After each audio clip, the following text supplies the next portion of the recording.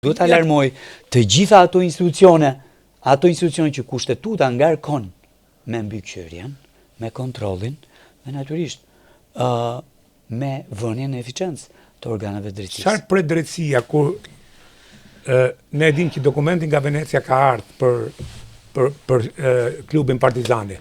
Domethënë, vazhdon zvarritet gjyqi. Tirana që ajo pron ka qenë ble nga Italia dhe ajo I takonte shtetit mrapa, don pronarët janë pagu. Këta kanë falsifikuar dokumentat. Dokumenti ka ardhur nga Venecia, nuk e falsifikon dot. Përse zgjatet ky gjyq? Përse nuk I merret sekuestrohet gjithë pasuria këtyre njerëzve se nuk mund të qisin njerëz që kanë shit. Don ku është? Përse duhet të kemi besim unë? Përse duhet të kemi besim? Do të flasim pra për fakte, për të vdekur që u lurasin, për vjedhje të hapura, se kush I kujton më sa kanë bë. Mirë, dakord, okay, I kuptoj të gjitha. Por ajo është një çështje që është nën gjykim. Do duhet që GKK-ja të japi fund manovrave që zvarrisin procesin të avokatëve, me qëllim që procesi shkojë përpara dhe ne të marrim të vërtetën nga gjykata.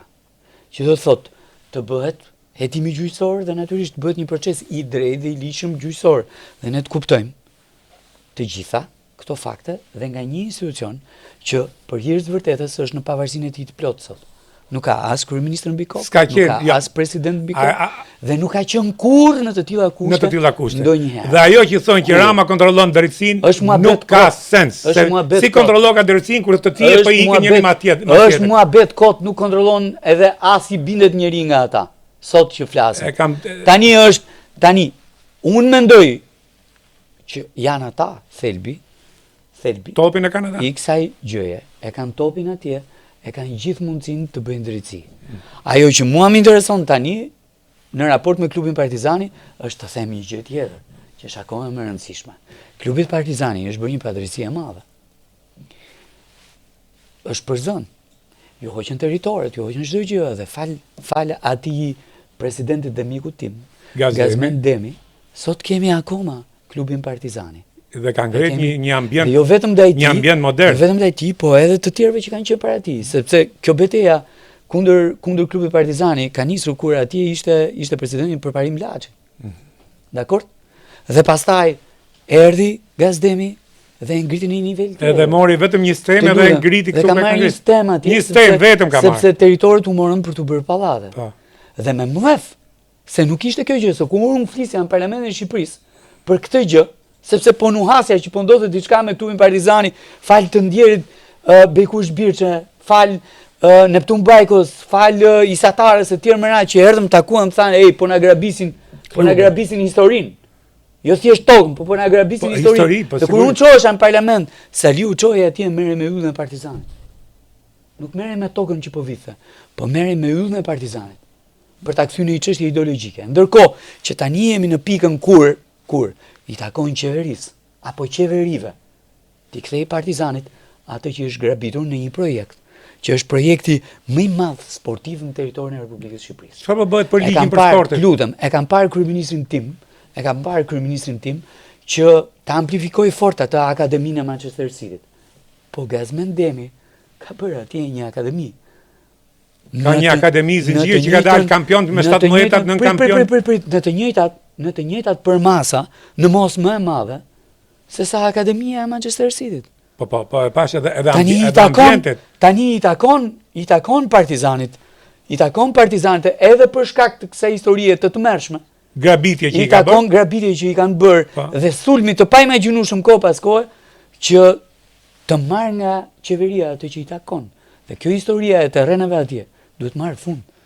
Partizani e ka gjithë mundësinë që të bëhet akademia më e madhe në Ballkan. Jo akademia më e madhe në Shqipëri, po akademia më e madhe në Ballkan. Kjo është një anë. Po ç'po bëhet për ligjin për sportet? E dyta, ligji për sportet ka ardhur momenti që ta diskutojmë. I kanë bërë një propozim kryeministrit kur ca të fandaksur atje stopuan futbollin për t'i bërë shantazh qeverisë Partisë Socialiste. E stopuan futbollin, nuk është luajt futboll këtu një muaj ata, 2 muaj, se kështu donte KK. Kështu donte KK-ja, që mos luajë futboll për t'i bërë shantazh Edi Ramës. Kush është KK-ja? Pa është njëri aty. Pra për t'i bërë shantazh Edi Ramës. Dhe I kanë bërë një propozim atje për të bërë ca lehtësime. Jo gjithë paketën që ata kërkonin për të bërë dita. Dhe më tha, lëre se të bëjmë një gjë më të madhe. Tani është koha për të bërë gjën e madhe.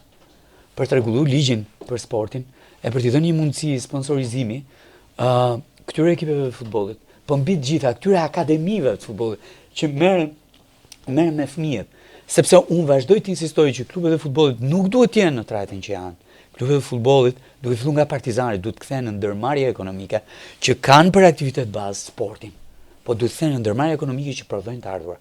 Nuk mund të vazhdoj kjo histori që paguan Gazdemi, paguan Ysem Belliu i Durrësit, paguan ai i Shkodrës, paguan ai tjetri i Vlorës, paguan ai tjetri e kështu me radhë. Jo vetëm që s'kan fitim, po kanë humbje. Dhe nuk kthejnë pas të ardhurat në klubet e tyre. Jo, nuk mund të jetë kështu. Duhet që kjo sipërmarrje ekonomike të prodhojë sport.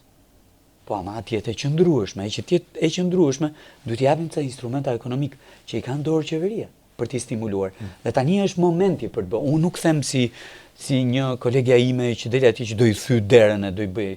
Kam heq dorë nga këto thyerjet tani e kështu me radhë, po ama do insistoj fort në Parlamentin e Shqipërisë që kjo gjë të ndodhi, jo për miqtë e mi që kam në futboll, po për të shkuar edhe unë të premtet çtu mund diel tan në stadium atje e për të parë.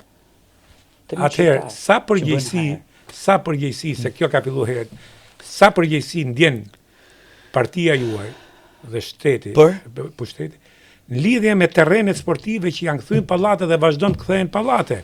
Nuk flas për këtë se jam konflikt interesi. Se jam një nga njerëzit që jam kundër betonit, kam qenë kundër betonit në këtë qytet dhe jam kundër betonit. Jo, unë jam kundër betonit. Po jemi dakord, po problemi është që ne flasim për klubin dhe me drejt folje, për sa terrene sportive ka, me gjithë pallateve, fusha basketboll. Pra që unë kam pa një gjë që u loret. Shko ke shkolla Petronini.